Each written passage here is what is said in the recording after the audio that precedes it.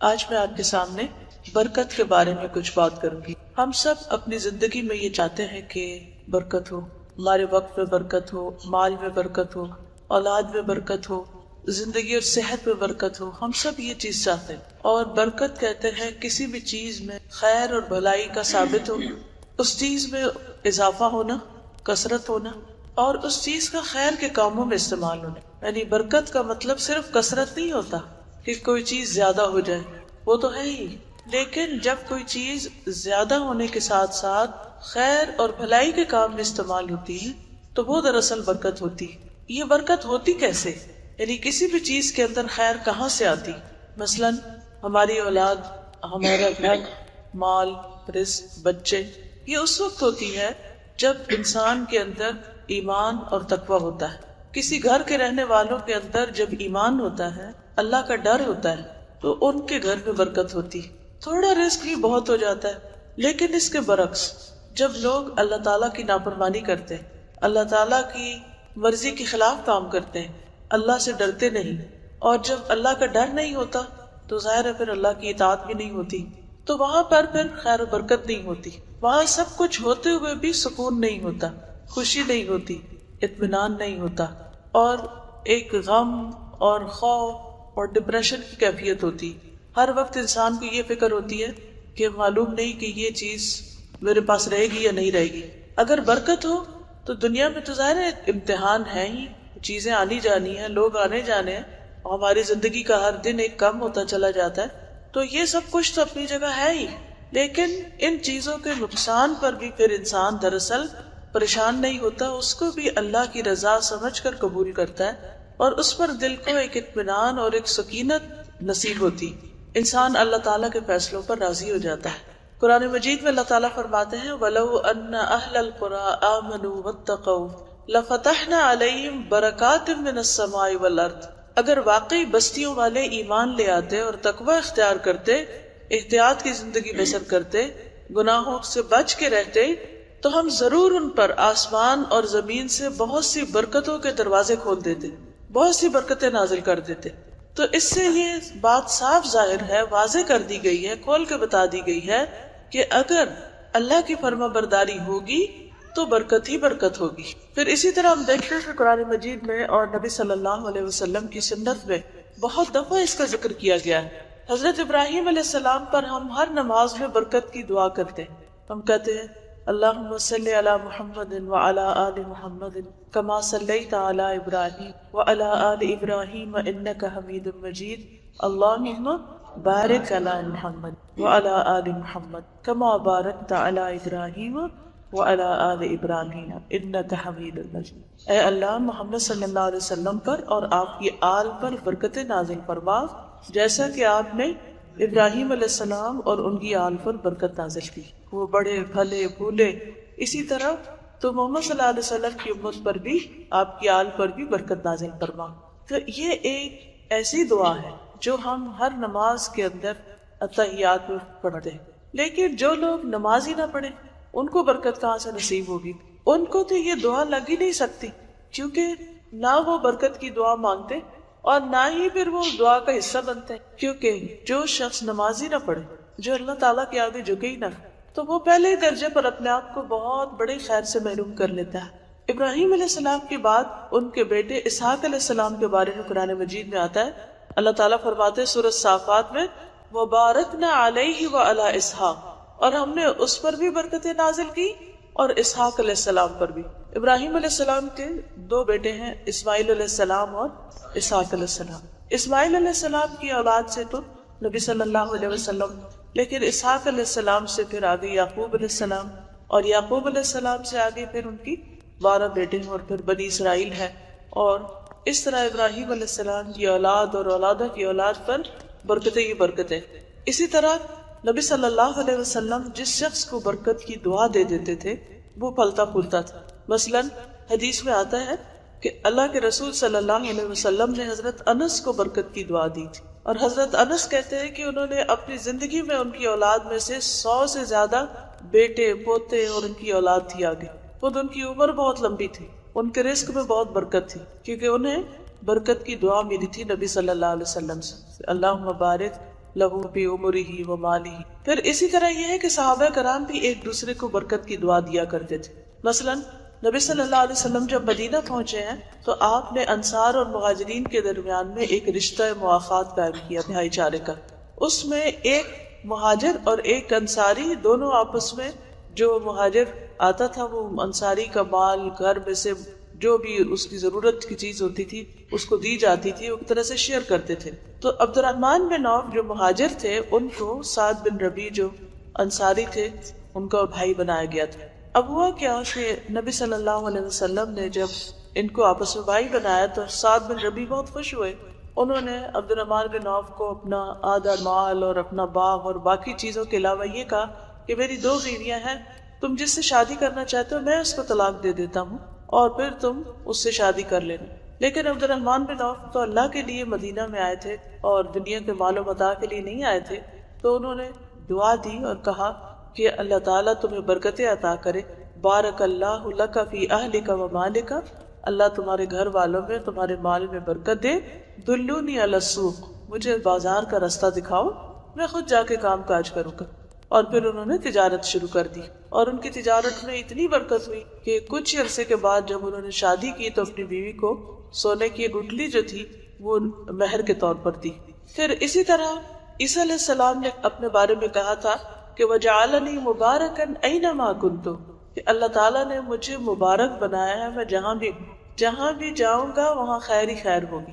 اسی طرح اللہ سبحانہ تعالیٰ جب کسی بندے پر راضی ہوتے ہیں تو اسے نہ صرف اس کے لیے بلکہ اس کے ذریعے اوروں کو بھی خیر و بھلائی پہنچاتے ہیں۔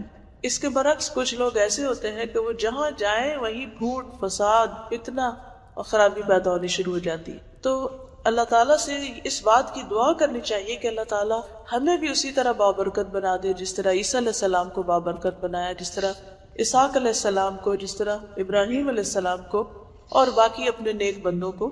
پھر اسی طرح قرآن مجید جو ہے یہ ایک بابرکت کتاب ہے۔ اللہ تعالیٰ قرآن پاک میں فرماتے ہیں وَهَذَا كِتَابٌ أَنزَلْنَاهُ مُبَارَكٌ، اور یہ کتاب جو ہم نے نازل کی ہے یہ بہت بابرکت کتاب ہے، مبارک کتاب ہے۔ یعنی جہاں بھی یہ پڑھی جائے گی، جو بھی اس پر عمل کرے گا، جو بھی اس کے ساتھ اپنا تعلق قائم کرے گا، وہاں خیر و برکت اور بھلائی ہوگی۔ عام طور پر لوگ کہتے ہیں ہمارے پاس ٹائم نہیں، ہمارے پاس وقت نہیں، اس لیے ہم قرآن مجید نہیں پڑھ سکتے، اور ان کو پتہ بھی ہوتا ہے کہ وہ ٹھیک نہیں پڑھ رہے، ان کو تجوید ٹھیک کرنی چاہیے، ان کو ترجمہ نہیں آتا ہے، مطلب نہیں آتا ہے، ان کو وقت نکالنا چاہیے، لیکن وہ ہر وقت یہ کہتے ہیں کہ ہمارے پاس ٹائم نہیں ہے۔ کبھی انہوں نے یہ بات سوچی کہ جو لوگ پڑھتے ہیں ان کے پاس ٹائم کہاں سے آتا ہے؟ وہ بھی تو انسان ہیں، ان کے بھی بہت کام کاج ہوتے ہیں، ان کا بھی گھر بار، اولاد، بچے، سب کچھ۔ کوئی ایسا تو نہیں کہ ان کی ہر چیز جو ہے وہ ختم ہو گئی اور انہوں نے صرف یہ کام کرنا ہے، سب کچھ ہوتا ہے، لیکن ان کے وقت میں برکت ہو جاتی، ان کے مال میں برکت ہو جاتی، ان کے گھر میں برکت ہو جاتی، بہت سی بیماریوں سے محفوظ ہو جاتے، بہت سے حادثات سے محفوظ ہو جاتے جو ہمارا وقت کھا جاتے ہیں، یا بہت سی چیزیں ایسی کہ جو ہمیں اپنے اندر اس طرح مشغول کر لیتی ہیں کہ جس سے ہمیں پتہ ہی نہیں چلتا کہ ہم نے کیا کرنا اور کیا نہیں۔ تو اس لیے انسان کو ہمیشہ اس کتاب کے ساتھ تعلق قائم کر کے رکھنا چاہیے، چاہے اس کو زبانی یاد کرے، چاہے اس کو صحیح طور پر پڑھنے کی پریکٹس کرے، چاہے اس کو سمجھے، چاہے گھر میں اس کی تلاوت کرے، چاہے گھر میں اس کو لگائے۔ اب آپ دیکھیں بہت سے لوگوں کو یہ شکایت ہوتی ہے کہ ہمیں نظر لگ گئی ہے، ہمیں جادو ہو گیا ہے، ہمارے اوپر کسی نے کچھ کر دیا ہے، وغیرہ وغیرہ۔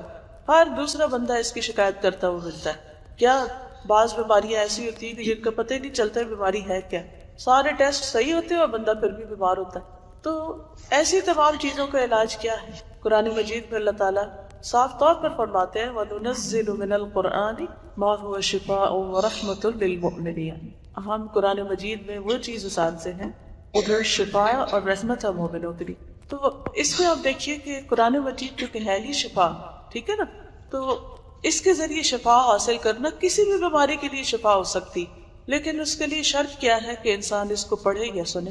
میں کسی اسکالر کو سن رہی تھی تو وہ کہتے ہیں کہ لوگ میرے پاس آتے ہیں، اپنی بیماریوں کا ذکر کرتے ہیں، اپنی پریشانیوں کا ذکر کرتے ہیں، تو میں ان کو کہتا ہوں کہ قرآن پاک پڑھو، تو وہ کہتے ہیں وہ ہم پڑھ نہیں سکتے، ان کو پڑھنے کا دل نہیں چاہتا، یا دنوں انہوں نے قرآن نہیں کھولا ہوتا۔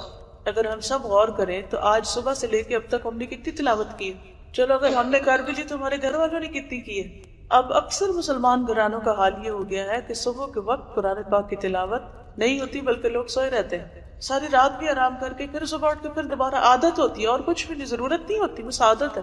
تو عادت ایک ایسی چیز ہے کہ جو انسان بس مجبور ہو جاتا ہے اس کے ہاتھ. انسان سمجھتا بھی کہ غلط چیز ہے لیکن پھر بھی کرتا چلا جاتا ہے. تو انہوں نے ایک واقعہ سنایا کہ کس طرح انہوں نے کسی کو اسی طرح کوئی بیمار آیا تھا، اسے کہا کہ قرآن مجید پڑھو، تو اس نے کہا میں پڑھ نہیں سکتا. انہوں نے کہا اچھا پھر سنو. کہتے کتنا سنو؟ میں نے کہا کہ تم نے صبح سے لے کر شام تک، رات تک سننا ہے. یہ تو بڑا مشکل ہے. انہوں نے کہا یا پھر ٹھیک ہو جاؤ تو یا پھر یہ مشکل برداشت کرو، یا یہ مشکل یا وہ مشکل. تو کہتے کہ بہرحال اس نے سننا شروع کیا اور کہا کہ دوپہر کو کھانے کے وقت اور پھر اس کے بعد قیلولہ ضرور کرنا، کیونکہ شیطان قیلولہ نہیں کرتا، تو تم قیلولہ کر لینا اور پھر دوبارہ سننا اور پھر سننا اور پھر سننا.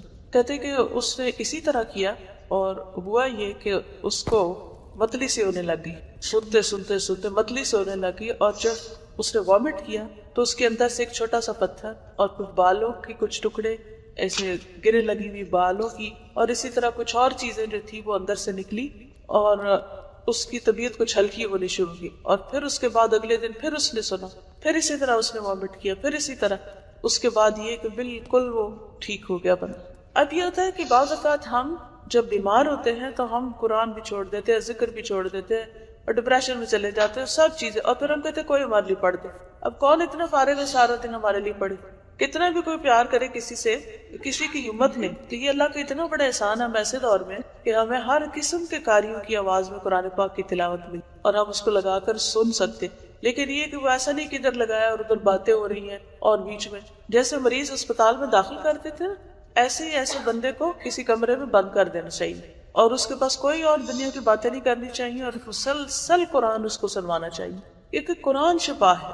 لوگ کہتے ہیں اچھا کوئی تعویذ مجھے لا دو، وہ آسان کام ہے، وہ رکھ دو، وہ لٹکا دو، لیکن قرآن نہیں. حالانکہ قرآن مجید بابرکت کتاب ہے. اگر ہم ہر روز گھر میں صبح شام پڑھتے رہیں تو انشاءاللہ ایسی چیزوں کو داخلے کا موقع ہی نہیں ملے گا، وہ تو خود ایک پروٹیکشن بن جائے گا. پھر اسی طرح یہ ہے کہ انسان کی جو غذا ہے اس کے اندر بھی برکت ہوتی. مثلا آپ صلی اللہ علیہ وسلم فرمایا کہ جب کھانا کھاؤ تو ان سائڈ سے کھاؤ، بیچ میں برکت اترتی. اچھا تو بہت سے لوگ کیا کرتے ہیں، بس وہ گھولے جاتے ہیں یا کھانے کے ہمارے طریقے ایسے ہوتے ہیں چمچ سے یا بیچ میں سے پیتے ہیں یا کھاتے ہیں تو ہر جگہ چمچ پھر رہا ہوتا ہے. تو کھانا چاہے چمچ سے ہی کھائیں تو کیا کریں، سائڈ سے کھانا شروع کریں. سوپ بھی پیئیں تو سائڈ سے پینا شروع کریں.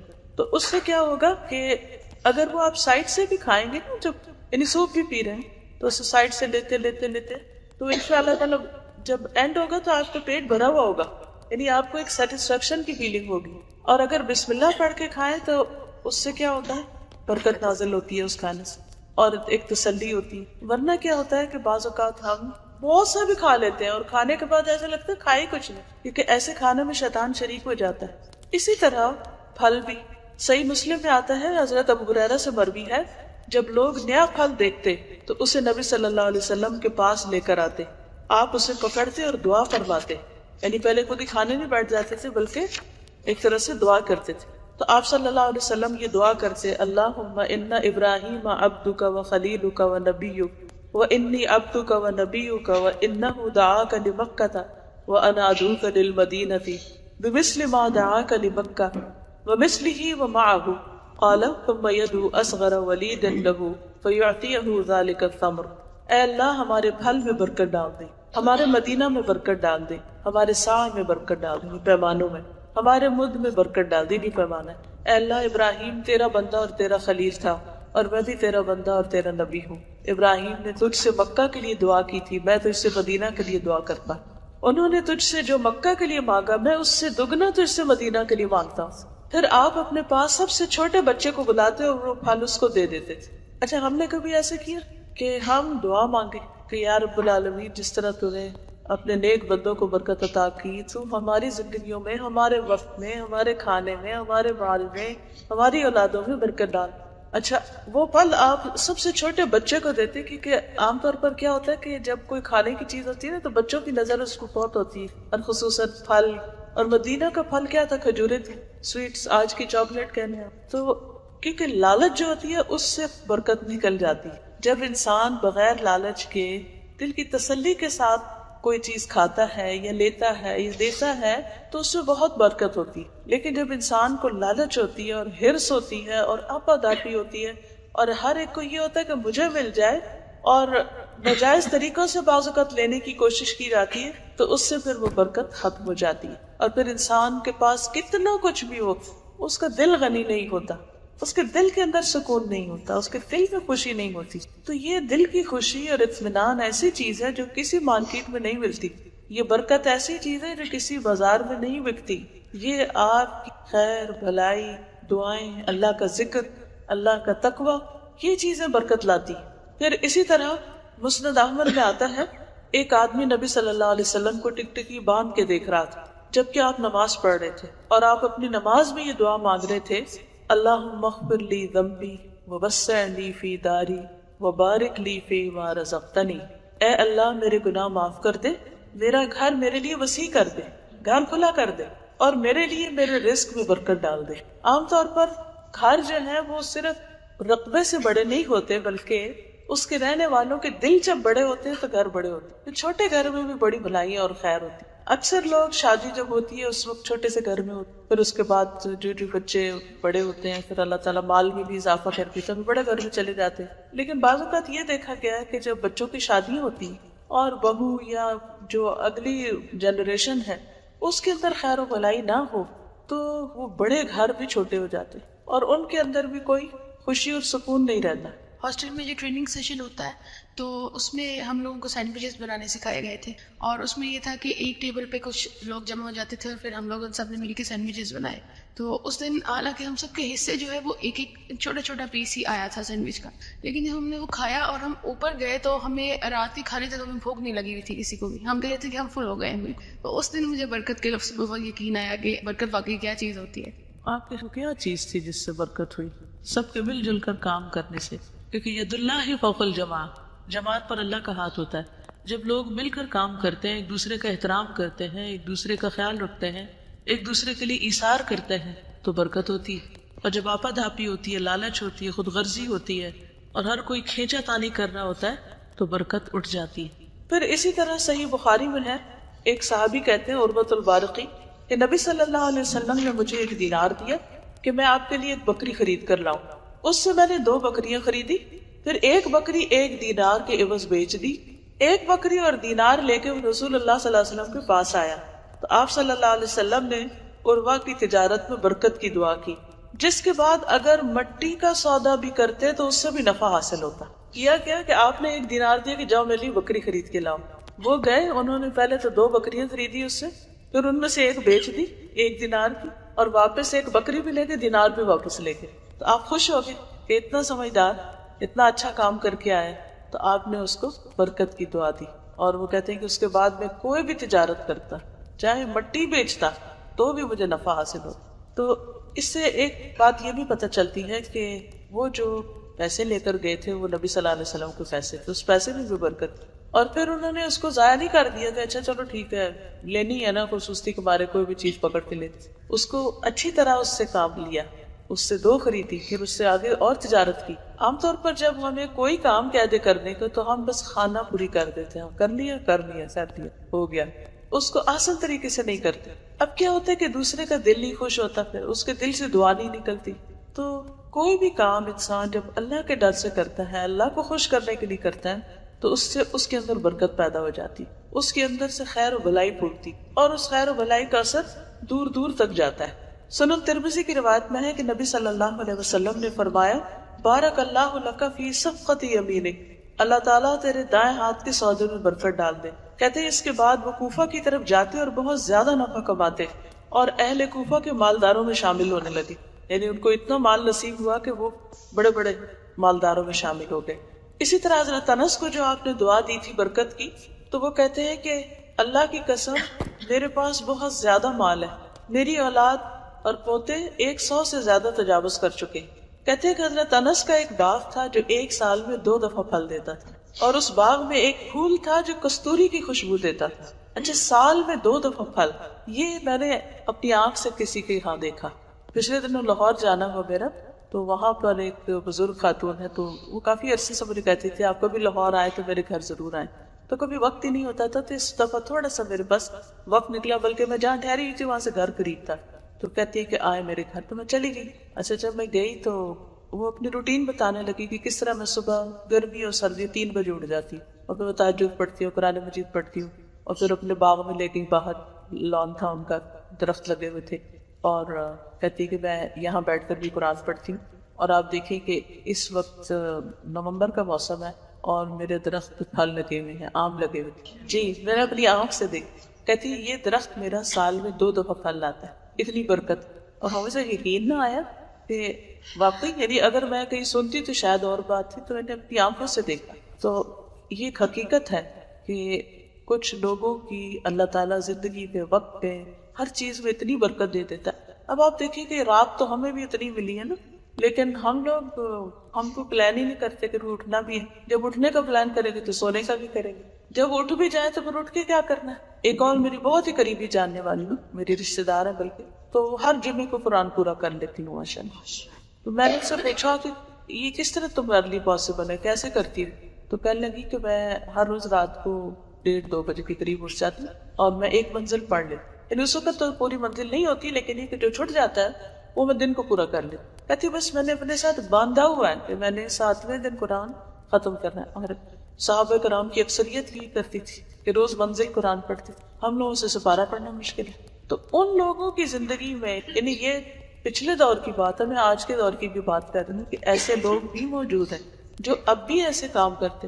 دیکھیں ہمارے ملک میں جہاں ایک طرف بہت خرابی ہے, وہاں دوسری طرف ایسے لوگ بھی موجود ہیں جن کی وجہ سے اللہ سبحانہ وتعالیٰ پھر بہت سے عذاب اور بہت سی مشکلات جو ہیں وہ ٹالے رکھتے ہیں. تو ہم سب کو بھی اپنے وقت اور اپنی زندگی کی قدر کرنی چاہیے. یہ کمائی کے دن ہے, دنیا کام کی جگہ ہے, جنت آرام کی جگہ ہے. اگر ہم دنیا میں آرام کرتے رہے تو وہاں کیا بنے گا پھر. اس لیے بہت ضروری ہے کہ ہم اپنے اوقات کی پلاننگ کریں, فضول باتوں میں وقت کم ضائع کریں, ادھر ادھر لوگوں کے کاموں میں مت انٹرفیئر کیا کریں, اوروں کی زندگیوں میں دلچسپی لینے کی بجائے کہ وہ کیا کھا رہا ہے اور کیا پکا رہا ہے اور کہاں سے آ رہا ہے اور کدھر جا رہا ہے, اپنے اوپر زیادہ غور کریں کہ میں نے کیا کرنا ہے, میرا دن کس طرح گزرتا ہے, کون کون سے اچھے کام کرتے ہوئے اور کون کون سی خیر و بلائی کی باتیں. کیونکہ انسان جس حال میں فوت ہوگا اسی حال میں اٹھے گا. اگر ہمارے دل پریشان ہیں اور ہم ایک فضول قسم کی باتیں سوچتے ہوئے دنیا سے جاتے ہیں تو اسی حال میں وہ دل تو وہیں پر پیک ہو جاتا ہے نا, جیسے جس حال میں اس کو چھوڑا. موت کا تو کوئی پتہ نہیں, کسی وقت بھی آ جائے. اس لیے بہت ضروری ہے کہ ہم سب اپنے وقت میں خیر کے کام کریں, اور یہ خیر کا ہونا ہی دراصل برکت ہوتا ہے کہ اس شخص کی زندگی بابرکت ہے. جس طرح نبی صلی اللہ علیہ وسلم یتیم تھے اور ابو طالب ان کے گھر والوں نے ان کی پرورش کی, تو اس چیز میں بہت نوٹ کیا کہ جب خاندان میں اگر کوئی یتیم اور جو خاندان کے گھرانے اس کی سپورٹ کر رہے ہیں, اللہ تعالیٰ ان کو واقعی بہت زیادہ برکت ہے. بالکل بالکل صحیح. اسی طرح بہت دفعہ زندگی میں بچپن سے اب تک یہ مشاہدے میں آیا ہے کہ جو حلال مال سے جو بھی چیز خریدی ہوتی ہے نا, وہ ہمیشہ باقی رہتی ہے اور کافی ہو جاتی ہے. لیکن جب بھی کوئی بھی حرام طریقے سے یہ وہ کی ہوتی ہے نا, تو وہ پھر کسی نہ کسی طریقے سے ضائع ہو جاتی ہے. جی ہاں, یہ بات درست ہے کہ جو رزق حلال کا ہوتا ہے وہ تھوڑا بھی ہوتا ہے تو اس میں برکت ہوتی ہے, اور گھر کے اندر ایک اطمینان اور ایک خوشی ہوتی, ایک فقر و فاقہ کا خوف نہیں ہوتا. لیکن حرام کما کر کتنا بھی انسان کے پاس اکٹھا ہو جائے تو اس کو وہ اطمینان نصیب نہیں ہوتا. پھر اسی طرح صاحب بن یزید تھے, 94 سال کی عمر میں بہت زیادہ صحت مند اور قوت والے تھے. تو انہوں نے فرمایا کہ مجھے یقین ہے کہ میں اب تک اپنے کانوں اور آنکھوں سے جو نفع حاصل کر رہا ہوں وہ صرف رسول اللہ صلی اللہ علیہ وسلم کی میرے لیے برکت کی دعا کا نتیجہ ہے. ایک دفعہ میری خالہ مجھے رسول اللہ صلی اللہ علیہ وسلم کے پاس لے گئی, فرمانے لگی اے اللہ کے رسول صلی اللہ علیہ وسلم, یہ میرا بھانجا بیمار ہے, آپ اس کے لیے اللہ سے دعا کر دیں. چنانچہ آپ نے میرے لیے دعا فرمائی. دوسری روایت میں آتا ہے میری خالہ نے کہا میرا یہ بھانجا بیمار ہے, آپ نے میرے سر پہ ہاتھ پھیرا, میرے لیے برکت کی دعا کی. اس کے بعد آپ نے وضو کیا, میں نے آپ کے وضو کا بچا ہوا پانی پیا, پھر میں آپ کے پیچھے کھڑا ہوا اور میں نے مہر نبوت آپ کے دونوں کندھوں کے درمیان دیکھی جو کبوتر کے انڈے کی طرح تھی, یعنی کہ پیچھے آپ کے وہ مہر تھی جو آپ کی نبوت کی علامت تھی, نشانی تھی. زہرہ بن معبد اپنے دادا عبداللہ بن ہشام سے روایت کرتے ہیں, انہوں نے نبی صلی اللہ علیہ وسلم کو دیکھا. ان کی والدہ زینب بنت حمید انہیں رسول اللہ صلی اللہ علیہ وسلم کے پاس لے گئی اور کہا اللہ کے رسول صلی اللہ علیہ وسلم اس سے بیعت لے لیں. آپ نے کہا یہ بھی چھوٹا ہے, تو آپ نے ان کے سر پہ ہاتھ پھیرا اور ان کے لیے دعا کی. ظاہرہ کہتے ہیں میرے دادا عبداللہ بن ہشام بازار کی طرف جاتے غلہ خریدتے تو وہاں انہیں عبداللہ بن عمر اور عبداللہ بن زبیر ملتے. وہ دونوں ان سے کہتے ہمیں بھی سودے میں شریک کر لو، اس لیے کہ نبی صلی اللہ علیہ وسلم نے تمہارے لیے برکت کی دعا کی ہے، تو جب ہم تمہارے ساتھ مل کے بزنس کریں گے تو ہمارے بزنس میں بھی برکت ہو جائے گی. تو عبداللہ ان دونوں کو بھی شریک کر لیتے. بسا اوقات ایک پورے اونٹ کا غلہ نفع ہوتا اور وہ اسے گھر میں بھیج دیتے، یعنی وہ جو مل کے بزنس کرتے تو اتنا زیادہ پروفٹ ہوتا کہ پھر وہ آگے دے دیتے. مسند احمد کی روایت ہے، حنظلہ کہتے ہیں مجھے میرے دادا حنفیہ نبی صلی اللہ علیہ وسلم کے پاس لے کر آئے. حدیث میں ہے کہ انہوں نے مجھے نبی صلی اللہ علیہ وسلم کے قریب کیا اور کہا یہ میرا بیٹا ہے، اس کے علاوہ اور بھی بیٹے ہیں، یہ ان میں سب سے چھوٹا ہے، آپ اس کے لیے دعا فرمائیں. آپ نے میرے سر پر ہاتھ پھیرا اور فرمایا بارک اللہ فیک، اللہ تجھے برکت عطا کرے. راوی کہتے ہیں میں نے دیکھا کہ حنظلہ کے پاس کسی ایسے آدمی کو لایا جاتا جس کا چہرہ ورم زدہ ہوتا، یا کسی جانور کو لایا جاتا جس کے تھن ورم زدہ ہوتے، یعنی سوجن ہوتی، تو حنظلہ اپنے ہاتھوں پر پھٹکارتے، بسم اللہ پڑھتے، پھر اپنا ہاتھ اس کے چہرے پہ رکھتے اور فرماتے رسول اللہ صلی اللہ علیہ وسلم نے بھی اسی جگہ پر ہاتھ رکھا تھا اور اللہ کی فضل سے وہ ورم ٹھیک ہو جاتا تھا. یعنی اللہ سبحانہ وتعالیٰ نے ان کو یہ برکت عطا کی، یا کہنا چاہیے کہ ان کو یہ خیر عطا کی. یعنی برکت کا مطلب ہے وہ خیر دینا، کہ انسان کسی کو نفع پہنچانے کے قابل ہو جائے، کیونکہ خیر الناس من ينفع الناس، لوگوں میں سب سے بہترین انسان وہ ہوتا ہے جو لوگوں کو فائدہ پہنچاتا ہے. ہمارے ہاں عام طور پر کیا ذہنیت ہوتی ہے کہ ہم صرف فائدہ اٹھا لیں، فائدہ دے جانے سے، کوئی ہم سے کچھ مانگ نہ لے، کوئی ہم سے کچھ حاصل نہ کرے. حالانکہ جو فائدہ دینے والا ہوتا ہے خود اس کو فائدہ پلٹ کے پہنچتا ہے، وہ خیر اور بھلائی اسی کی طرف جاتی ہے. اس لیے ضروری نہیں ہوتا فائدہ صرف مال کا ہی ہو، فائدہ جان کا بھی ہوتا ہے کہ انسان اپنے ہاتھوں سے کسی کی خدمت کرے. تو اللہ نے ہاتھ بنائے کہ کسی کام کے لیے بنائے نا، ہاتھ سے کسی کی خدمت کرے، کچھ کسی کے کام آئے، اپنے پاؤں سے چل کے کہیں جائے، اپنے علم سے، اپنی سمجھ سے، اپنے وقت سے، اپنے مشورے سے، کسی بھی چیز سے جو اللہ نے اس کو عطا کی ہے دوسروں کو فائدہ پہنچائے. تو جب انسان دوسروں کی بھلائی کرنے والا ہوتا ہے، دوسروں کو خیر پہنچانے والا ہوتا ہے، تو وہ ساری خیر واپس اسی کی طرف پلٹتی ہے جو فائدہ پہنچاتا ہے.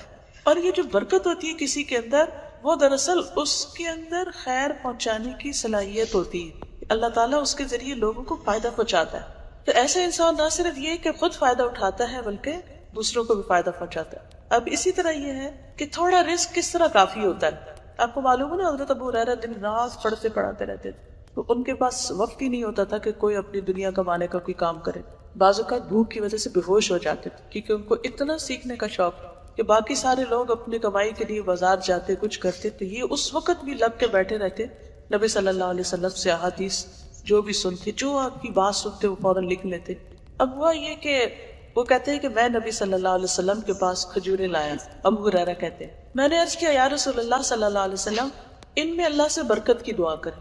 آپ نے ان کو جمع کیا اور دعا فرمائی، پھر فرمایا ان کو پکڑ لو اور اپنے کسی تھیلے میں ڈال لو، جب ضرورت ہو تھیلے میں ہاتھ داخل کرنا اور بقدر ضرورت استعمال کر لینا، اور انہیں کھلی ہوئی نہ نکالنا، یعنی وہ پلیٹ میں کھول کے مت رکھنا. ابو ہریرہ کہتے ہیں میں نے تقریباً ایک وسق کا 60 سا ایک وسق کھجوریں اس تھیلے سے نکال کر اللہ کے راستے میں دی. یعنی اس میں آٹھ ڈالتا نکال کے دیتا ہے، ڈالتا نکالتا ڈالتا نکالتا. ہم خود اس سے کھاتے اور لوگوں کو بھی کھلاتے. وہ تھیلی ہمیشہ میرے پاس رہی، حتیٰ کہ جس دن حضرت عثمان کو شہید کیا گیا اس دن وہ تھیلی گم ہو گئی. حضرت عائشہ بھی کہتی ہے کہ نبی صلی اللہ علیہ وسلم جو فوت ہوئے تو ان کے گھر میں تھوڑے سے جو کے سوا کچھ نہیں تھا، تو وہ جس برتن میں تھے بس وہاں سے ہاتھ ڈال کے نکال لیتی تھی، اور کبھی انہوں نے دیکھا گنا نہیں تھا کہ کیا ہے بیچ. لیکن جس دن انہوں نے اس کو کھول کے دیکھا تو اس کے بعد وہ ختم ہو گئی. تو بعض اوقات ہم لوگ پیسے گن گن کے رکھتے ہیں، گن گن کے دیتے ہیں، گن گن کے ہر چیز کا حساب رکھتے ہیں، کھانا گن گن کے، تول تول کے، ناپ ناپ کے، بہت ساری چیزوں میں بڑی کیلکولیشنز کرتے ہیں. تو ٹھیک ہے، ضرورت پڑنے پر کیلکولیشن کر سکتے ہیں. آپ مثلاً جا رہے ہیں بازار اور آپ نے 10,000 کی کوئی چیز لینی ہے تو آپ اتنا تو گنیں گے نا کہ 10 ہے کہ نہیں. لیکن جس ندیدی نظریں ہوتی ہیں، یہ ندیدہ کام جو ہوتا ہے کہ جس سے لالچ اور دیکھتے رہنا، اچھا کیا گیا، کیا چلا گیا، کتنا رہ گیا، وہ نہیں ہونا چاہیے. مثلاً آپ نے اگر جیسے غریبوں کو یا فقیروں کو دینے کے لیے کچھ رکھا ہوا ہے، تو مثلا آپ کے بیگ میں ہے یا دراز میں ہے یا گھر میں ہے کہیں بھی، تو جب آپ اس میں سے نکال کے دیں، گن کے نہ دیں، بس ایسے جو ہاتھ میں آیا دے دیا. آپ تجربہ کر کے دیکھیں کہ اللہ تعالیٰ آپ کو بے حساب رزق دے گا، کیونکہ آپ نے حساب نہیں کیا، اس میں سے نکالا اور دے دیا. کیونکہ اللہ کا دے رہے ہیں، وہ گن رہے ہیں، وہ حساب کرنے کے لیے کافی. تو یہ جو دل کا لالچ نہ ہونا ہے نا، اس میں بڑی خیر اور بھلائی۔ ابو ہریرہ کہتے ہیں کہ وہ 55 سال سے زیادہ اس میں سے کھجوریں کھاتے رہے، یعنی اتنا عرصہ وہ اس میں سے دیتے بھی رہے اور کھاتے بھی رہے، اور اللہ سبحانہ تعالیٰ نے ان کو برکت عطا کی۔ جی بسم اللہ تو ہر چیز پر، کیونکہ بسم اللہ برکت کا ذریعہ ہے۔ میرے فادر کے فرینڈ نے، انہوں نے بتایا تھا کہ پہلے ان کے پاس امرود کا ایک باغ ہوا کرتا تھا، تو انہوں نے کہا کہ مجھے اتنا پروفٹ نہیں ہوتا اس سے، تو کسی نے ان سے کہا کہ آپ صدقے کی نیت کر لیں، آپ داخل ہوتے ہوئے اونچی آواز میں کہیں کہ اللہ اس میں سے جو بھی آپ مجھے دیں گے نا وہ میں صدقہ ضرور کروں گا اس میں سے کسی بھی طرح سے۔ تو انہوں نے یہی کیا، اور اس کے بعد ایسا ہوا کہ ان کے تھوڑے سے درخت تھے، اس پہ اتنا اچھا پھل آتا تھا اور اتنا زیادہ آتا تھا کہ باقی درختوں پہ اتنا نہیں آتا تھا، اور انہوں نے اس سے کیا کیا کہ وہ رشتہ داروں میں بانٹنا شروع کر دیا، اپنے چچا کے بیٹوں اور جتنے بھی کزنس تھے ان میں، مطلب انہوں نے کہا کہ یہ جتنے درخت ہیں نا اس میں سے انہوں نے اسپیسیفائی کر لیا کہ ان درختوں کا پھل جو ہے وہ میں رشتہ داروں میں دوں گا، اتنا جو ہے میں کہیں اور صدقہ کروں۔ تو ابو بتا رہے تھے کہ وہ کہتے ہیں کہ جتنے بھی منڈی کے لوگ تھے نا، یا جتنے بھی وہ سودا کرتے ہیں، وہ کہتے تھے کہ ہم نے اسی بندے سے خریدنا ہے کیونکہ اس کا مال اوپر سے لے کر نیچے تک پیٹی میں بالکل صاف شفاف ہوتا ہے، اور اس کا پھل جو ہوتا ہے وہ بہت اچھا ہوتا ہے، تو وہ خراب بھی نہیں ہوتا۔ وہ صرف اس چیز کی برکت تھی کہ انہوں نے صدقے کی وہ نیت کی ہوئی تھی۔ تو یہ ایک حقیقت ہے کہ انسان اگر دیکھے کہ اس کی کسی بھی چیز میں کمی ہو رہی ہے تو انسان اس میں سے اللہ کے راستے میں دینا شروع کرے۔ اللہ سبحانہ وتعالیٰ کا وعدہ ہے کہ من جاء بالحسنۃ فلہ عشر امثالھا، جو ایک نیکی لائے گا اللہ اس کے بدلے میں 10 اس کو عطا کرے گا۔ برکت کا ایک اور کانسیپٹ بھی میں نے جو آبزرو کیا وہ یہ کہ جب آپ صدقہ دیتے ہیں تو ایک اور طرح سے برکت ہوتی ہے کہ آپ کا مال ایکسٹرا خرچ ہونے سے بھی بچ جاتا ہے۔ میرا پرسنل ایکسپیرینس یہ ہے کہ جب میں نکلتی ہوں تو میں عادت ہے صدقہ دے کے نکلوں، تو اگر میں وہ مس کرتی ہوں تو مجھے یہاں سے یونیورسٹی جانے تک بھی پتہ نہیں اتنے میری اسپینڈ ہو جاتا ہے پیسے نا، کبھی کیب میں، کبھی یہ لینے میں، کبھی کس طرح، تو مجھے اس ٹائم پھر کلیک ہوتا ہے کہ میں ضائع ہونے سے بچ جاتا ہے جب بھی میں صدقہ کرتی ہوں۔ جب نا میں فیل کرتی تھی اپنے پیسے گنتی نہیں تھی، تو جب اپنا پرس فیل کرتی تھی کہ ہلکا ہو رہا ہے منتھ کے اینڈ میں، تو میں کیا کرتی تھی اس میں سے روز صدقہ نکالنا شروع کر دیتی تھی، اور الحمدللہ میں نے اس چیز کو فیل کیا کہ مہینہ ختم ہو جاتا تھا میرا پرس خالی نہیں ہوتا۔ الحمدللہ، کیونکہ اللہ تعالیٰ پھر اپنی رحمت سے بہت سی ایسی چیزوں سے بھی بچا لیتا ہے کہ جہاں انسان کا جمع پونجی ساری ختم ہو جاتی ہے بعض اوقات۔ تو اس لیے صدقہ جو انسان کی پروٹیکشن کا ذریعہ بھی ہے اور ہر طرح کی خیر و بھلائی لانے کا ذریعہ بھی ہے۔ پھر اسی طرح جب ایک غزوہ کے موقع پر کھانے کو کچھ نہیں تھا تو لوگوں نے کہا کہ اونٹ ذبح کرتے ہیں، تو حضرت عمر نے منع کیا کہ اونٹ ذبح کر دیے تو سواریوں کا کیا ہوگا، سواریاں نہیں رہیں گی۔ تو اس پر پھر آپ نے فرمایا کہ سارے لوگ اپنے پاس جو کچھ ہے وہ اکٹھا کریں ایک جگہ، سب کے پاس جو کچھ تھا وہ سب ایک جگہ اکٹھا کیا گیا اور پھر سب کو تقسیم کیا گیا، اور ہر ایک اپنے اپنے تھیلے بھر کے لے جا رہا تھا اور سب کے لیے وہ کھانا کافی، کیونکہ اکٹھے ہو کے کھانے میں، اکٹھا کرنے میں، اس میں بھی برکت ہوتی ہے۔ اسی طرح ایک موقع پر نبی صلی اللہ علیہ وسلم کے پانی تھوڑا تھا وضو کا، تو آپ نے اس میں ہاتھ ڈالا تو اس میں سے بے شمار لوگوں نے وضو کیا، اور صحابی کہتے ہم نے دیکھا کہ جیسے نبی صلی اللہ علیہ وسلم کی انگلیوں سے پانی نکل رہا، یعنی اس طرح کی برکت محسوس ہو رہی تھی۔ اسی طرح یہ ہے کہ بعض اوقات کچھ کام ایسے بھی ہوتے ہیں کہ جن سے برکت زیادہ ہوتی ہے، اس میں سب سے پہلا تو یہ تقویٰ جو میں نے بتایا کہ اللہ کا ڈر ہو، انسان ہر کام اللہ کے لیے کرے۔ دوسرا یہ ہے کہ دعا ہو، خاص طور پر برکت کی بھی اور ویسے بھی دعا۔ پھر جیسے حضرت انس کو دعا دی، حضرت عروہ کو آپ صلی اللہ علیہ وسلم نے دعا دی۔ پھر اسی طرح یہ ہے کہ دعا کے علاوہ صدقہ خیرات کی جو جیسے ہم نے بات کی کہ دینے سے انسان کا مال بڑھتا ہے اور مال میں برکت آتی ہے۔ ایک حدیث میں آتا ہے، حکیم بن حزام کہتے ہیں میں نے رسول اللہ صلی اللہ علیہ وسلم سے سوال کیا، آپ نے مجھے دے دیا، میں نے پھر مانگا، آپ نے مجھے پھر دے دیا، میں نے پھر مانگا، تو آپ نے فرمایا اے حکیم، یہ مال سرسبز اور میٹھا ہے، جو اسے نفس کی سخاوت کے ساتھ لیتا ہے اس کے لیے اس میں برکت ڈال دی جاتی، اور جو اسے لالچ کے ساتھ حاصل کرتا ہے اس کے لیے اس میں برکت نہیں ہوتی۔ وہ اس آدمی کی طرح ہے جو کھاتا ہے لیکن اس کا پیٹ نہیں بھرتا۔ پھر اسی طرح حدیث میں آتا ہے کہ صدقہ دینے سے مال کم نہیں ہوتا۔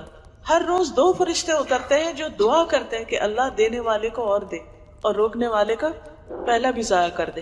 پھر اسی طرح قرآن مجید میں آتا ہے کہ ما انفقتم من شیء فهو یخلفہ وهو خیر الرازقین، کہ جو کچھ تم خرچ کرو گے اللہ اس کی جگہ اور دے دے گا اور وہ بہترین رازق ہے۔ پھر اسی طرح ابو طلحہ رضی اللہ تعالیٰ عنہ کے باغ تھے مدینہ میں، اور انہوں نے اس کو اللہ کے راستے میں خرچ کر دیا، حالانکہ وہ باغ جو تھے وہ ان کے پسندیدہ ترین باغ تھے۔ اور یہ اس آیت کے بعد جب اللہ تعالیٰ نے یہ آیت نازل کی لن تنالوا البر حتی تنفقوا مما تحبون، اپنی محبوب ترین چیز جو ہے وہ بھی اللہ کے لیے خرچ کرنی چاہیے۔ پھر کاروبار بھی جب سچ بولا جاتا ہے تو اس میں برکت ہوتی ہے، جھوٹ کاروبار کی برکت کو ختم کر دیتا ہے۔ اسی طرح صبح کے وقت میں برکت ہے، نبی صلی اللہ علیہ وسلم نے اپنی امت کی صبح میں برکت کی دعا کی، اللہ مبارک لامتی فی رکوعہا۔ پھر اسی طرح کھانے کے وقت جب انسان سنت کے مطابق کھانا کھاتا ہے تو اس میں بھی برکت ہوتی، جیسے برتن کو چاٹ لینا، انگلیوں کو چاٹ لینا۔ پھر اسی طرح استخارہ کرنا، کہ جب انسان کوئی بڑا فیصلہ کرنے لگتا ہے اور اس وقت وہ نفل پڑھ کے دعا کرتا ہے کہ اللہ تعالیٰ اگر یہ کام اچھا ہے تو میرے لیے اس میں برکت ڈال دے اور اس کو آسان کر دے، اور اگر اچھا نہیں تو مجھے اس سے پھیر دے اور اسے مجھ سے پھیر دے، تو اللہ تعالیٰ اس میں اگر وہ کام اس شخص کے حق میں اچھا ہو تو اس میں برکت ڈال دیتے، ورنہ وہ ختم ہو جاتا ہے۔ اسی طرح یہ قناعت، کنٹینٹمنٹ، اللہ کی رحمت اور اللہ پر توکل کر کے انتظار کرنا، کیونکہ بعض اوقات ایسا ہوتا ہے نا کہ انسان حریص ہو کے، لالچی ہو کے جلد بازی کرتا ہے، وہ جو مرغی سونے کا انڈا دیتی ہے اس کو ذبح کر ڈالتا ہے، تو اس سے بھی بعض اوقات خرابیاں، جلد بازی چیزوں کو خراب کر دیتی۔ تو برکت کے لیے کیا کرنا چاہیے کہ انسان کو فیئر ڈیلنگ کرنی چاہیے، صبر سے کام لینا چاہیے، انتظار سے کام لینا چاہیے۔ کچھ چیزیں ایسی ہیں جو برکت روک دیتی ہیں، جس میں اللہ کی نافرمانی اور گناہوں کے کام ہے۔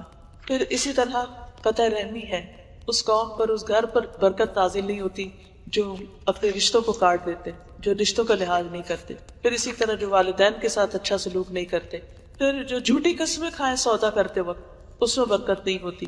پھر اسی طرح نکمی چیزوں کا صدقہ، ردی مال اللہ کے راستے میں دینا، اس سے پھر نہیں مال آگے بڑھتا۔ پھر اسی طرح بلا وجہ، بلا ضرورت اپنی زمین بیچ دینا۔ حدیث میں آتا ہے جو شخص گھر یا غیر منقولہ جائیداد، پلاٹ وغیرہ کو بیچ دے اور اس کی قیمت اس جیسی جگہ پر خرچ نہ کرے تو وہ اس لائق ہے کہ اس میں برکت نہ ہو۔ یعنی مثلا آپ کا گھر تھا اور آپ نے اسے بیچ کے پیسہ بینک میں ڈال دیا، جو بینک میں رکھتی، یا دوبارہ نہیں انویسٹ کیا تو بھی برکت نہیں ہوتی۔ یعنی اگر آپ نے کوئی ایسی چیز بیچی ہے تو پھر کیا کریں، اس طرح کی کوئی اور چیز خریدیں، یعنی بزنس کریں یا پھر اس پیسے کو کسی بہتر استعمال میں لائیں تاکہ برکت ہو۔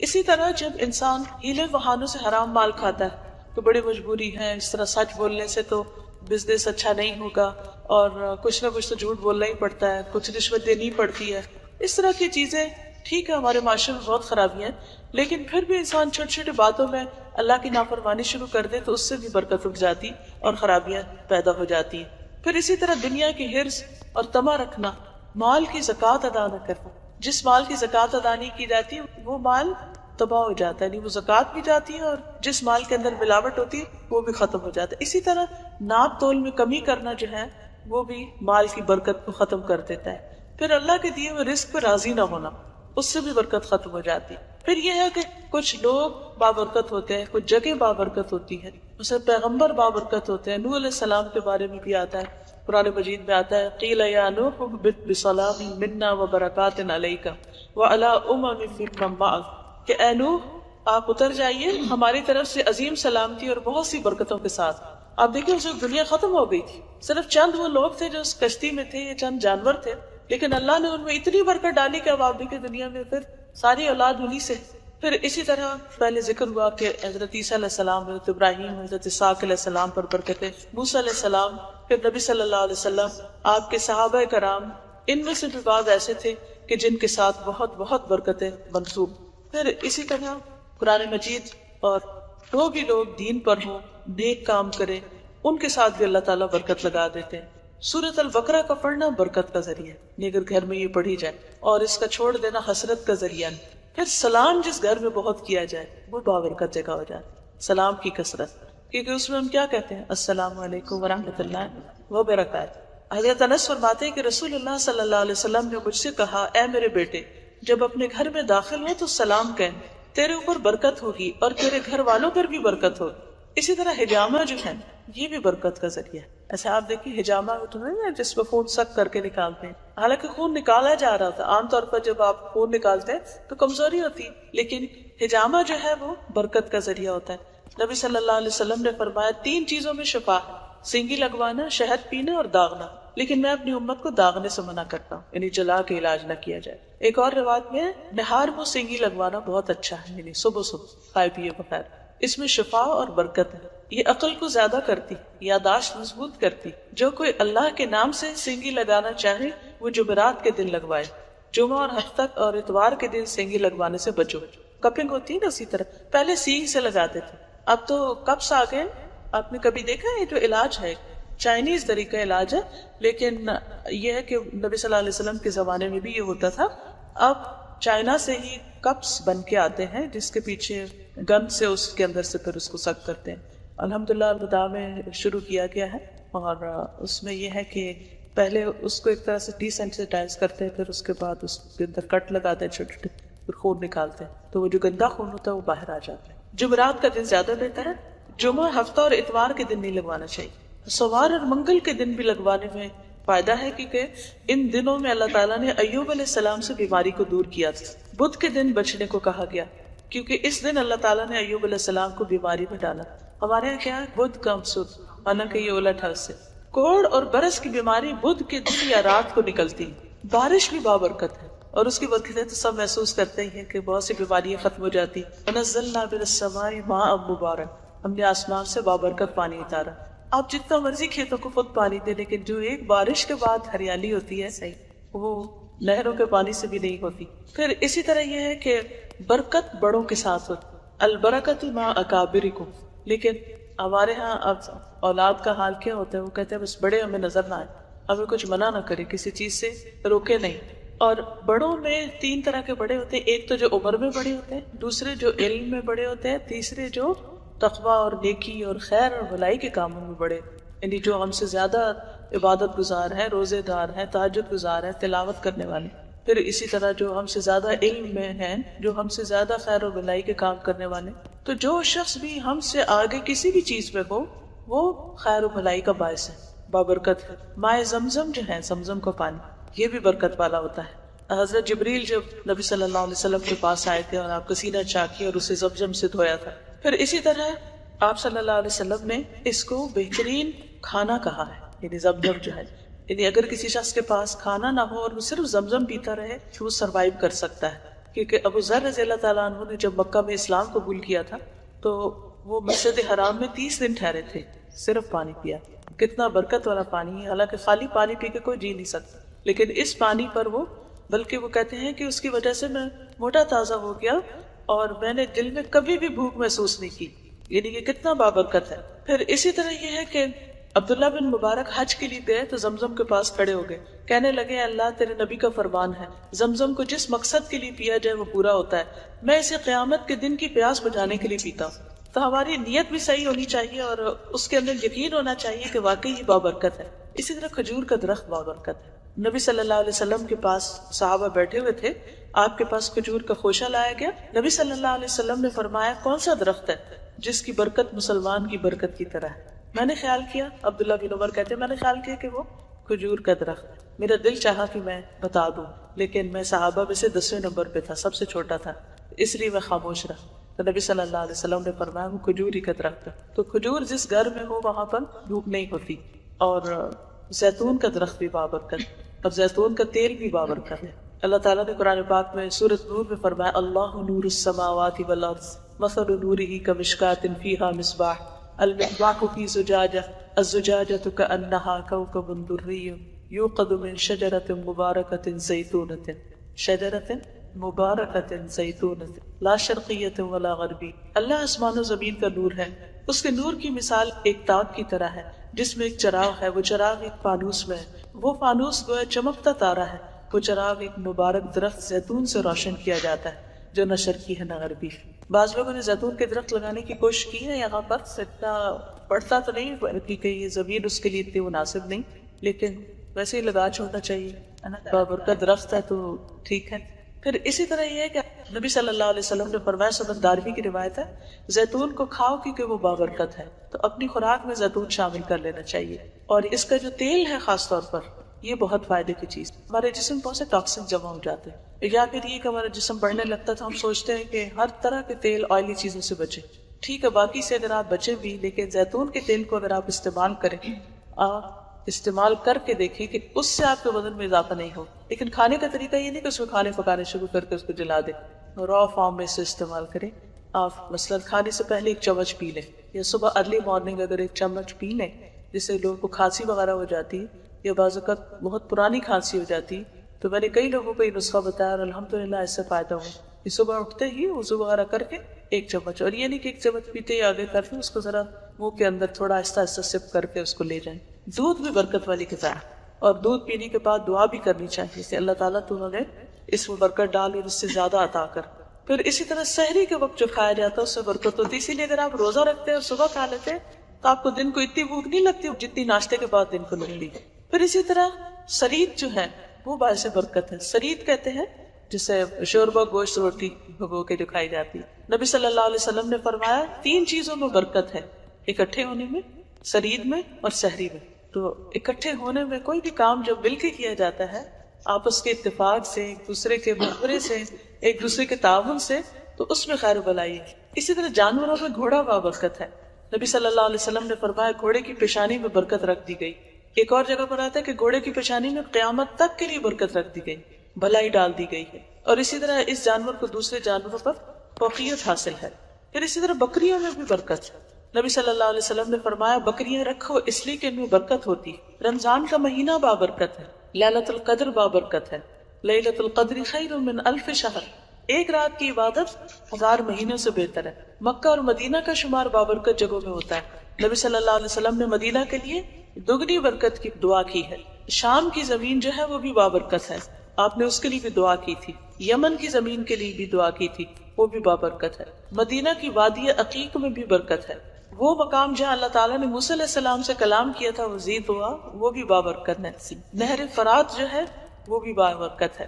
مسجد حرام بابرکت ہے۔ رمضان میں آپ دیکھیں کہ افطار کے وقت وہاں پر تھوڑی سی چیز کھا کے پوری تراویح لوگ پڑھتے رہتے، صبح کے انہوں نے کچھ کھایا ہوتا ہے، اور کتنی طاقت ہوتی ہے اس تھوڑے سے کھانے میں بھی کہ انسان باقی نماز بھی آرام سے پڑھ لیتا ہے۔ پھر مسجد نبوی میں بھی بابرکت جگہ ہے۔ نبی صلی اللہ علیہ وسلم نے فرمایا میرے گھر اور ممبر کے درمیان کی جگہ جنت کے باغوں میں سے ایک باغ ہے، قیامت کے دن میرا ممبر میرے حوض پر ہوگا۔ پھر نبی صلی اللہ علیہ وسلم کی زندگی میں برکت کی کئی مثالیں ملتی ہیں، اور آپ کے صحابہ کرام کی زندگی میں بھی۔ تو اصل بات یہ ہے کہ اگر انسان اللہ سبحانہ وتعالیٰ کے ساتھ ایک یعنی تعلق رکھتا ہے اور اللہ تعالیٰ کی مرضی کے مطابق زندگی بسر کرتا ہے تو وہ زندگی بابرکت ہے، ورنہ وہ وقت جس میں اللہ کی اطاعت نہ ہو، اللہ کی نافرمانی کے کام ہو، تو وہ خیر و بلائی اور برکت کا وقت نہیں ہو سکتا۔ حلال کمائی بھی حلال کمائی میں برکت، بالکل۔ اللہ تعالیٰ سے دعا ہے کہ اللہ تعالیٰ ہمارے وقت پہ اور ہماری آج کی اس مجلس میں بھی برکت عطا فرمائے۔ سبحان اللہ والحمد للہ ولا الہ الا اللہ واللہ اکبر ولا حول ولا قوة الا باللہ العلی العظیم۔ اللہم صل علی محمد وعلى آل محمد كما صليت على إبراهيم وعلى آل إبراهيم إنك حميد مجيد۔ اللهم بارك على محمد وعلى آل محمد كما باركت على إبراهيم وعلى آل إبراهيم إنك حميد مجيد۔ آمين۔ ربنا آتنا في الدنيا حسنة وفي الآخرة حسنة وقنا عذاب النار۔ آمين۔